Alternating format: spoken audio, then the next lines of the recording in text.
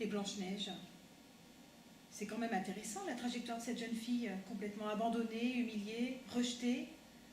C'est formidable, on est à la fois dans quelque chose de tragique et en même temps de merveilleux. Dans la forêt avec la rencontre de ces hommes de petite taille, là on trouve le merveilleux. Et je crois que j'aime bien la version de Walt Disney. Quand il fait apparaître ces petits animaux dans la forêt, les petits écureuils, les petits faons, les petits oiseaux, qui vont l'accompagner, qui vont l'aider dans cette forêt, la rassurer. On a à la fois la forêt rassurante et puis la forêt inquiétante, tragique, hostile. Au début, surtout avec cette histoire de biche dont le cœur va être arraché, c'est formidable ça.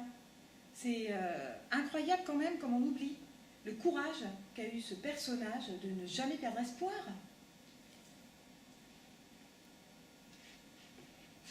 Le tragique, l'or et le merveilleux. Blanche-Neige, on a tout là-dedans.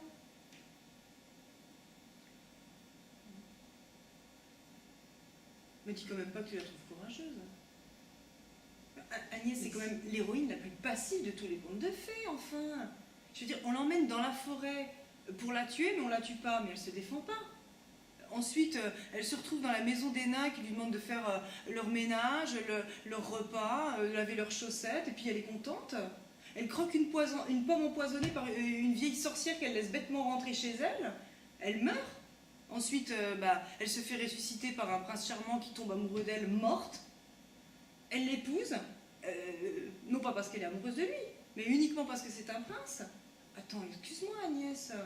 Je veux dire, moi je l'aurais pas appelée Blanche-Neige, hein. Je l'aurais appelée Oui-Oui.